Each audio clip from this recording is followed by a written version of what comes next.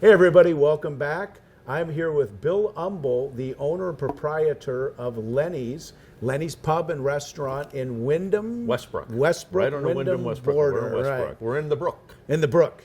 And you will notice that you can't really miss it because there's that really giant cool sign. It says Hawks. We'll get to that in a minute of what the backstory of that is. But it's visually it's a striking place right out of the gate.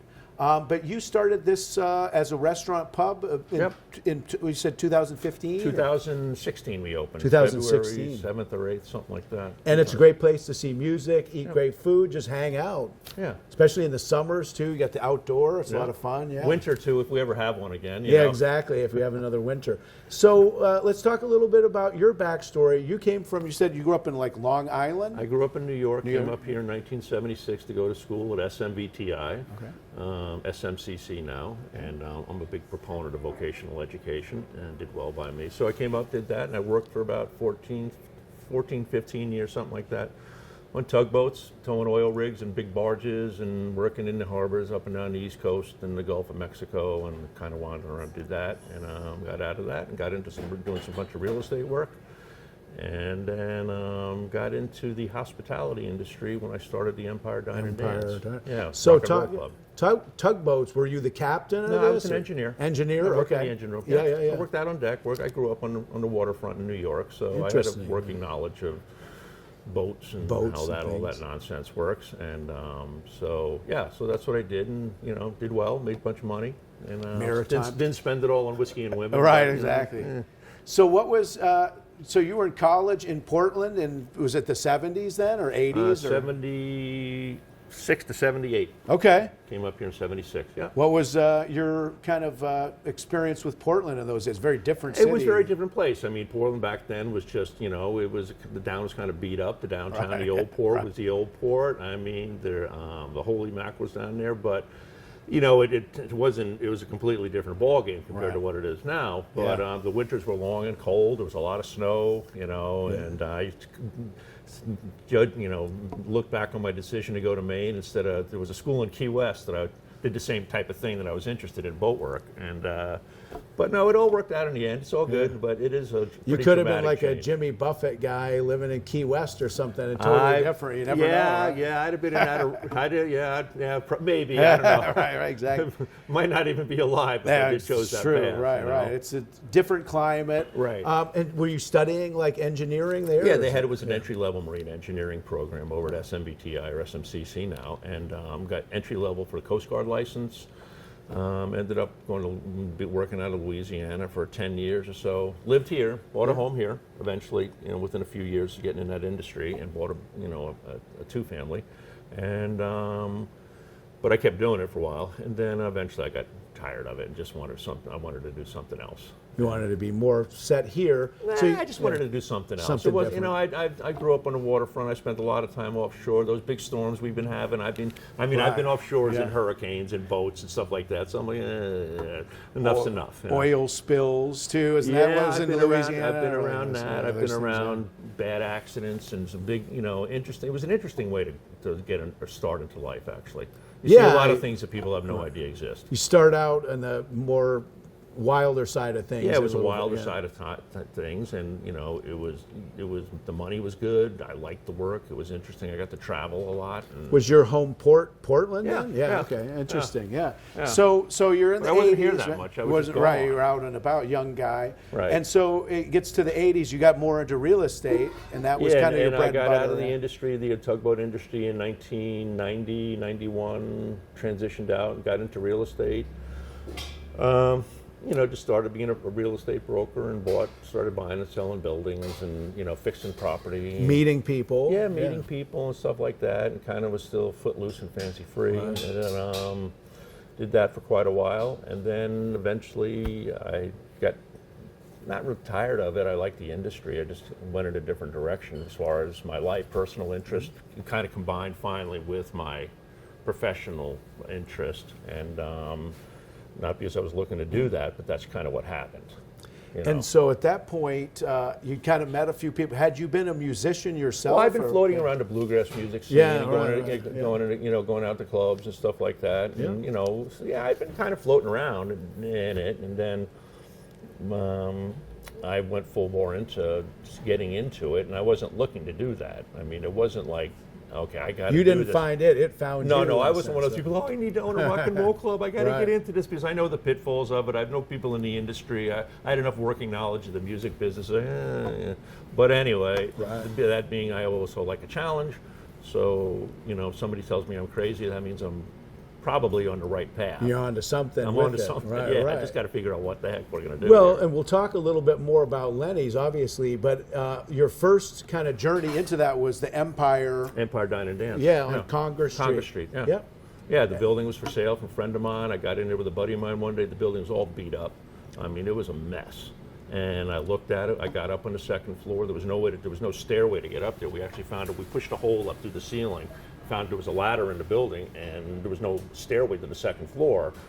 And I got up there, and I just looked around. Within a minute, I'm looking at this, saying, just kind of eyeballed it real quick.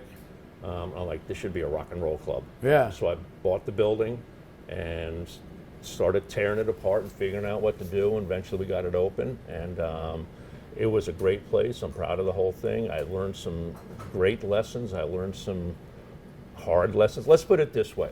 Culturally, it was probably one of the best things I've ever done, second to this, okay? But financially, I've done smarter things. Yeah, but that's exactly. okay. You just park it you're parking in yeah, the education exactly, column and right. you keep moving. And it seems like there's never any reason that it's wrong to say you were ahead of your time, because you're probably ahead of your time. I don't know if the audience knows, my stepdad had a restaurant on Forest Avenue next to Portland Stage called the Swan Dive. This was back in the early days, Nouvelle Cuisine.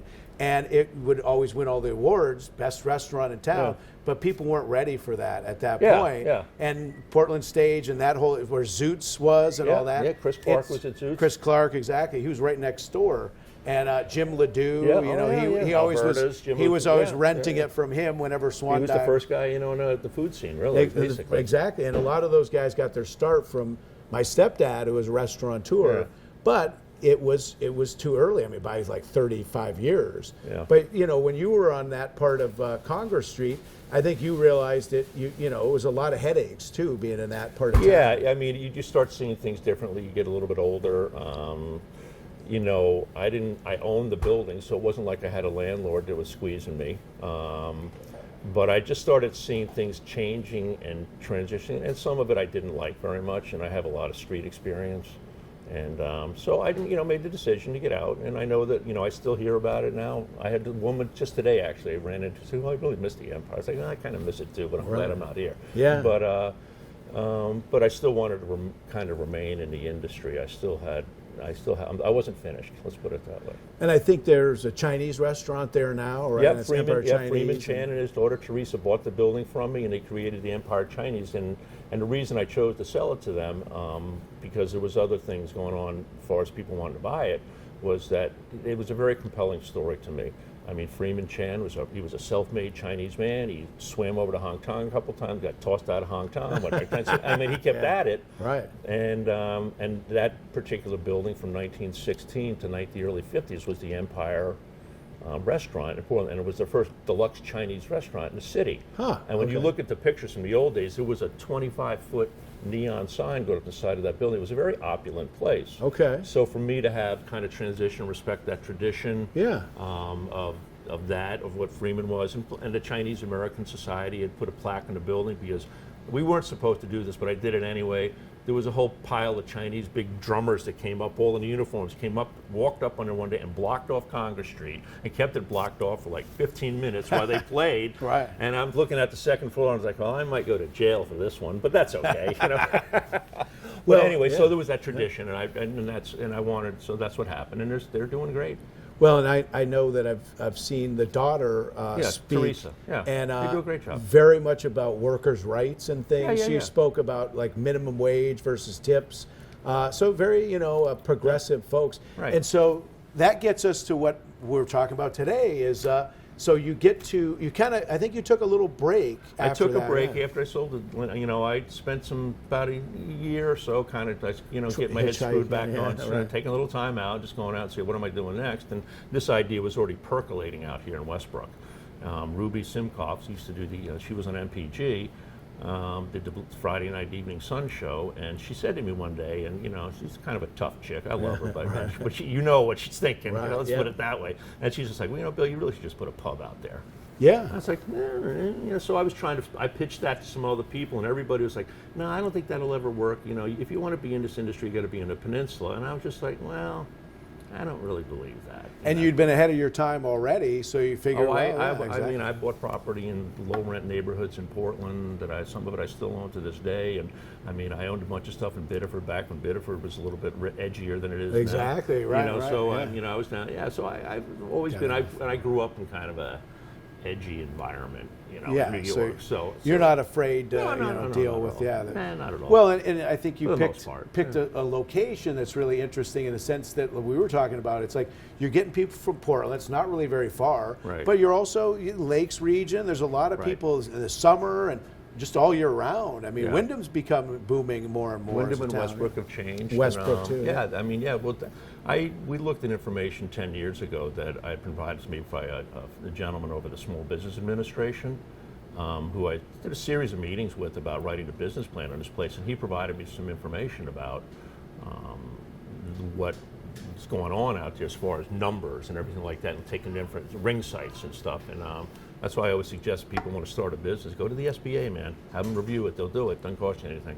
Really? Okay. Yeah, the Small Business Administration is a tremendous resource. That's awesome. Yeah. So, in fact, I did a little bit of borrowing, SBA lending, to get this place to get it going. Yeah, right. I needed some extra coins, and so I did. All right, it's available. That'll work. Yeah, I can do that. Why not? Why not? Right. And so the history and historical nature of this place, that's what we really want to talk about as well, because that's kind of exciting. And I didn't know that. So Lennys, so there's kind of two things going on, right? Lenny was a musician Correct. who played here, but the actual recorded here. He never played it, but he recorded here in the and 50s. It was. Yeah. But that was the gentleman Hawks, correct? Al Hawks. Al Hawks. So right. Al Hawks had a recording studio he here did. In the 50s and Event Records and the 50s into the 60s, and eventually he closed that down, but he opened up another place out there. But he was, Al was an audiophile. He was a technical guy. He wanted the best stuff he could get his hands on, and he recorded Lenny here in 56, 57. He was kind of the house guitar player. He was, 13 or 14, maybe 15 years old. And he was at that level, at that early age, he was already an astonishing guitar player. The guy could play guitar, seriously play guitar. And so all that happened with Dick Curlis, and then, other people that were recorded in this building, and then Al's personal interest in he was a bluegrass musician, country singer, and professional, showman, the whole bit. So when we started looking at all that, it was just like, okay, all right, how do we take it, use that, and not only to keep a business going, but also to respect the nature of what's happened before us.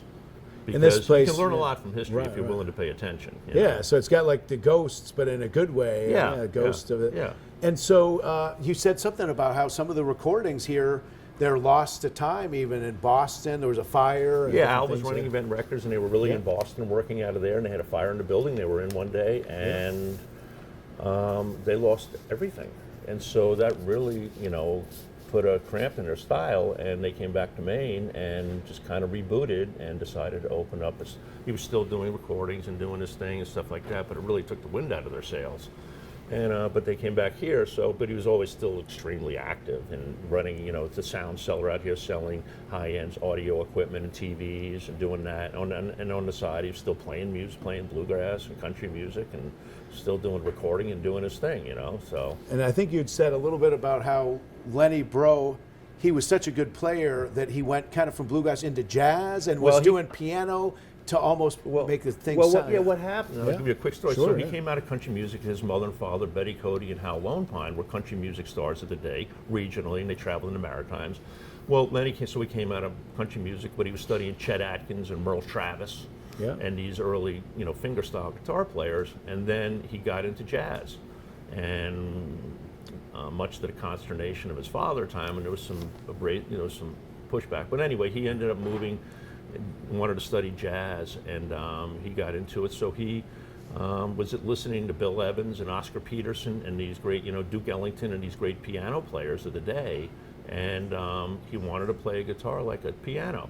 Yeah. So the 7-string guitar had already kind of been around, but he pushed it to because he's 7 strings, so now you got 7 octaves, so now you can play the guitar like a piano. Okay.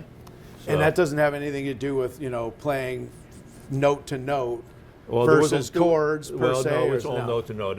It's all finger style. All work. finger style. I mean, the man Lenny's breadth and knowledge of the guitar was just unprecedented. Yeah. And I mean, there's plenty other people out there that rise to the occasion, but he was early on. He was particularly unique. While we're here on this, is there a particular song? Because we'll cut to that. If you know something, we can play to the viewers that might be out there of a Lenny Bro example. Boy, oh man! I mean, I'll find one somewhere. Yeah, There's you can.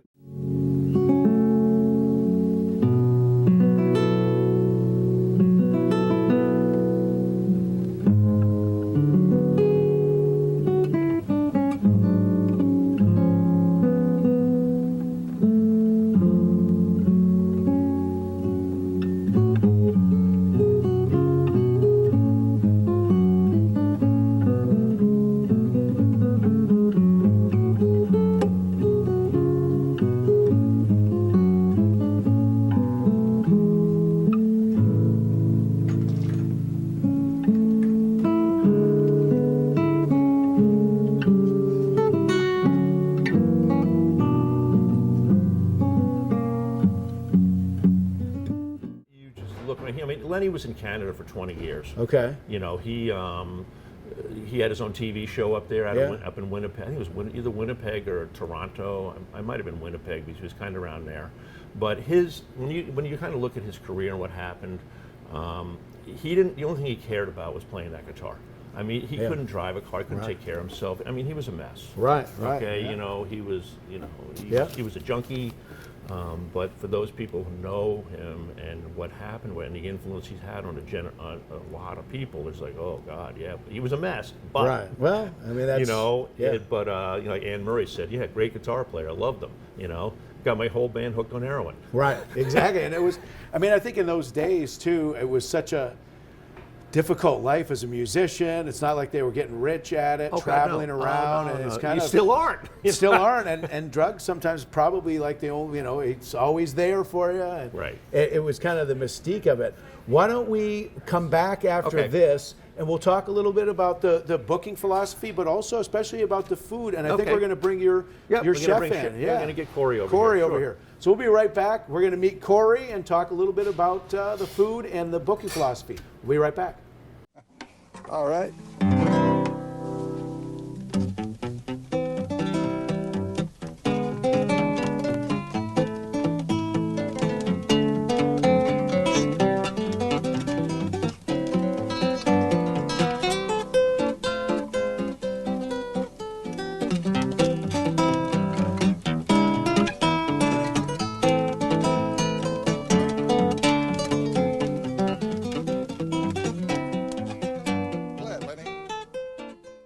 Hey everybody, we're back here with Bull Umbel at Lennys.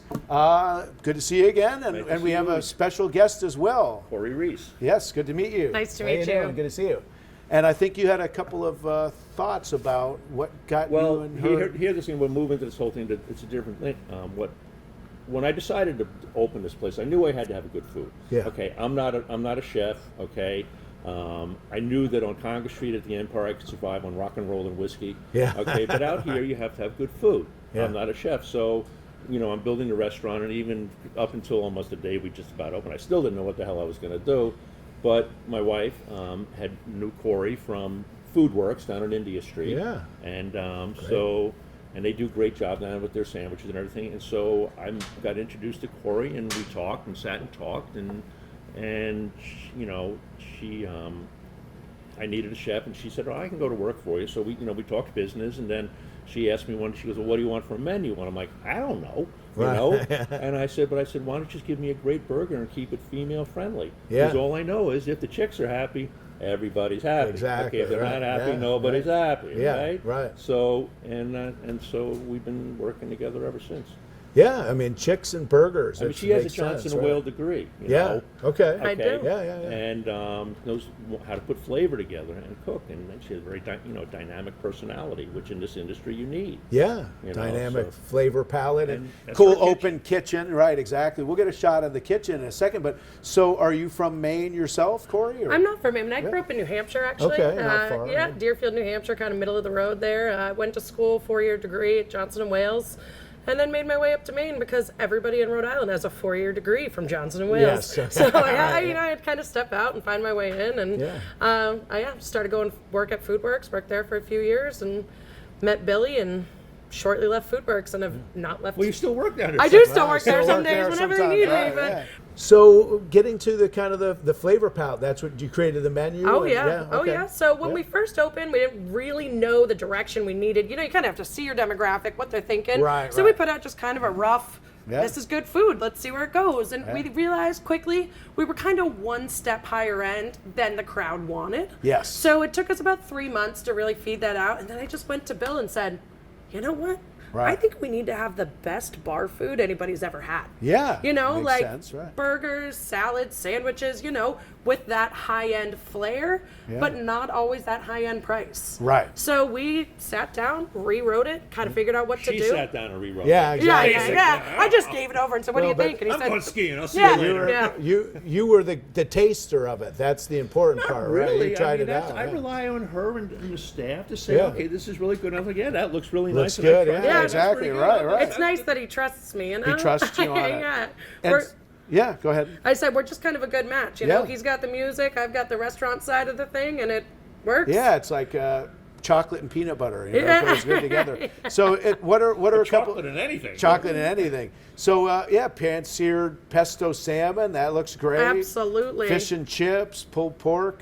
Anything to recommend when the folks come in here, especially what's the burger that's the best? Oh, you got to get the black and blue burger. Black and I mean, blue, it's the one okay, that really yeah. steps you out of, you know, the realm. We marinate it in this like tamari, black pepper, tons of fresh garlic, with our homemade blue cheese, which is nice, sweet, tangy. Yeah. Topped with crispy fried onions, sautéed mushrooms. Can't go wrong. There's nothing else like it on the market around here. So, how does the outside, or do you bring the food out there too? Oh Is that yeah. it? It's still just the Right. two of us in the kitchen, me and my fiance. Yeah. Even if there's 250 people out there, we're feeding all of them.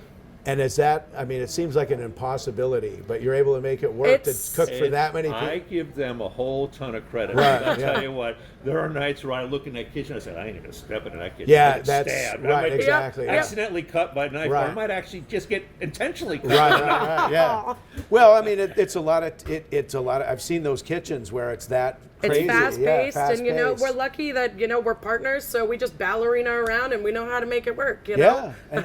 and at the busiest, just completely random question is like, how much wait staff do you guys have to have for that? Is it? Do you still keep that pretty lean too? Once we move to the outside, Yeah. we do bring in a couple more. We have a couple teachers that are great, a couple college kids that come Yeah, back. right. We have our core girls, Hillary and Jackie, who are Yeah. here behind us right now. Okay. They're always here, but then we do bring in a couple other. There's usually 4 of them out there. We do have an outside bar that we get some people to come out and do that too. So, Okay. yeah. Okay. Food works people sometimes maybe The come in and FoodWorks help you kids, out. the Right, children, exactly, yep, right. they're here. And so is this? This is just all the downstairs and the outside. The upstairs is offices. You don't go. That's your own. That's my 3,000 square foot man cave. Yeah. That's the man I cave. keep Yeah. my stuff. But the other interesting thing that we need to make note of is parking is never an issue out here. You can always get Can no, be. it's typically not, but there are nights Yeah. when we're having a big show where I'll have to keep an eye on the parking lot. because it gets that jammed Yeah, up. well, it's not so much it gets so jammed up, but I do have to. The way people park sometimes, they're very interesting. Let's put it that way. Yeah, so I have yeah, to right, question right. their sanity. You know? Twisting and turning on the You know, parking. common sense sometimes. Right. And is there ever a show that's so popular, or maybe a lot of shows where you sell tickets Oh, sure. versus Oh, just come? absolutely. Yeah. So it's Yeah. so there are certain people. Mostly, I'm guessing when people come to town, and that's Yeah, or more yeah, so if we- than a yeah. local artist. Right. You'll say, okay, well, it's a certain amount of tickets. Yeah, Yep. we do cover charges and ticket Yeah, prices. ticket Yeah, prices. we got Okay. a couple, 2 really great shows coming up at the end of the month. We have Tony Lynn Washington coming on a Saturday night, the 30th. The 30th. 30th. Okay. That's a ticketed show. Check that out, yeah. And then Selling on quick. Selling quick. So yeah. And where do you? And you once again, you find this on the website. Sure, Lenny's at Hawks Plaza, Yep. Facebook or Facebook. LennysPub.com. Very- And that's the best way. It's not through Ticketmaster as much Nope. or things No, like that. no, Buy no, directly no. We with you take the guys. money right? and we distribute it out, and Exactly. everybody's happy. That works. That Yeah. works. Yeah. So once again, it's LennysPub.com. Pub.com. Okay, LennysPub.com. And the Facebook, Facebook is Lenny's at Hawks Plaza. Lenny's at Hawks and so Plaza. is our Instagram. And so look for the show. It's Saturday on the 30th is a big one. Correct. I know that we're playing Friday night. I think tomorrow night on a Saturday, I was told that there's going to be some really excellent players coming right up. Oh, yeah. Do you want Oh, yeah. that are somewhat tributes to Lenny? It's a tribute to Dick Curlis, actually. Dick Curlis, right? And Mike Preston's going to be here, who started out with Dick many years ago, and Kim Curry playing bass, but Denny Bro's going to be playing here, and he played many times with Dick, and he's Lenny's brother. And he's Lenny's brother. Okay. And then Bobby Stanton, who lives down in Boston, used to play with Dick Curlis early on, and he's an unbelievably talented guitar player. He's wonderful. So if you're watching this Friday night, come down tomorrow night. Saturday night. Which is Saturday night, because it'll be we're airing right now on Friday night. Oh, okay. So tomorrow night, come down here tomorrow night. It's on Roosevelt Trail Road. Is that the best way to see it? At Hawks Plaza. Hawks Plaza. Just Google Lenny's Google Pub. it. You can find it. Oh, yeah. Come check it out. Be here. See these guys. I want to thank you guys again. Thank you so much. Thank you very much. Appreciate it. Thank you so much. Thanks. We'll be right back after this.